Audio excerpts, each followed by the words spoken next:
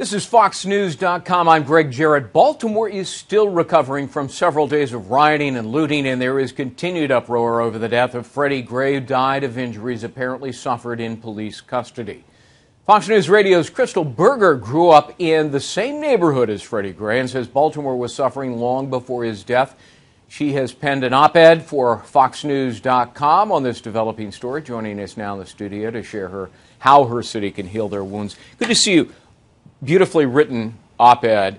You point out that you and your brother are two people out of the 4% that actually make it out of poverty in Baltimore. How did you manage it? Well, I had a very strong mother. She was very disciplined with us. She really kept us focused. And we had to work hard. We focused on our education. We were involved in the arts. So it was a family community as well that helped to raise us. My grandmother, her brothers and sisters. Right. So it was a combination of factors. All right. Now, you recently went down to Baltimore to visit that neighborhood that, as you describe it, so much of it up in flames with rioting and looting and horrible acts of violence. So what did you find? I think there was a big misconception about what's happening in Baltimore right now. It was a calm, a peace, like people were looking for a spirit to get started, to change things in the community. So there was a lot of damage, but there were also a lot of people with a spirit of this is our opportunity to reclaim our communities and empower ourselves. So many people are wondering, how did Baltimore devolve into such despair and poverty? And hopelessness. And you point out the following, if I may quote you, and we'll put it up on the screen. Over the last 20 years, I've watched politicians with their own agendas and developers in their pockets come into my hometown and suck the life out of communities that were once thriving, leaving 16,000 vacant properties and 14,000 empty lots. So politicians bear the lion's share of the blame? I think that when you walk into a community and you see rows and rows of homes that are boarded up, dilapidated, it's like, how can people thrive in those communities, and how does that happen? I mean, you have city officials foreclosing on homes for as little as $500 water bills. I mean, these are things that happen in the city, and these are streets that I walked that were once thriving, where there was life, and then you could see blocks and blocks of homes. Is it corrupt politicians or uncaring politicians or what? I think that the politicians have a goal of bringing a sense of economy and business into the city, and so they're trying to build, but I don't think it's the most effective way to do it for the people of that community who have generations and generations of families there. One of the reasons why your op-ed on FoxNews.com is worth reading to our viewers is because you just don't point out the wrongs, but you point out some constructive solutions, and we'll put those up on the screen. Let me read through them.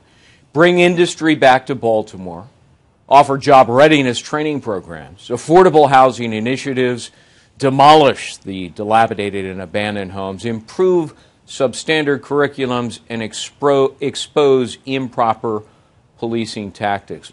A lot of this is going to take a long, long time and a lot of money.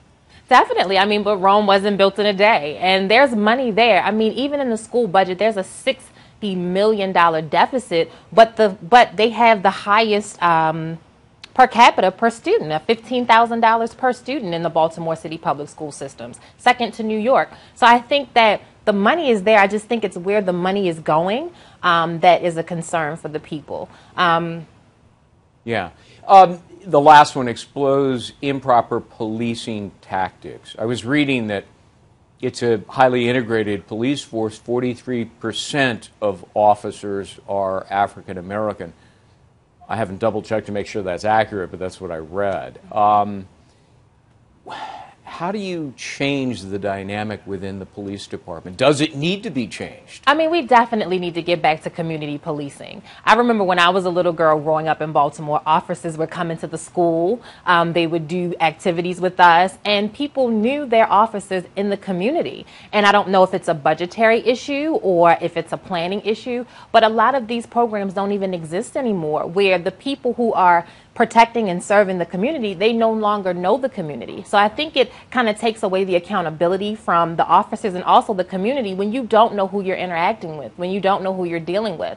So I think if we got back to community policing, you have that presence there. It's a calm. It gives you some sense of trust and accountability. I think that would really help the force as well. But drugs and gangs are just rampant. As Yes. you point out, in Baltimore, heroin addiction is really epidemic proportions there. I think the people have gotten hopeless. We talked about industry. Again, growing up as a little girl in Baltimore, you had Bethlehem Steel. It was one of the biggest employers in our city. And so when you take the industry out of a city, it's very difficult for the people to thrive. It's difficult for them to have hope because they don't even have funds to take care of their own families. Well, Crystal Berger, terrific op-ed. People can read it on foxnews.com. Thanks so much for being with us. Yes, thank you so much. Appreciate it. Again, check out foxnews.com's opinions section for Crystal's piece. I'm Greg Jarrett. Thanks for watching.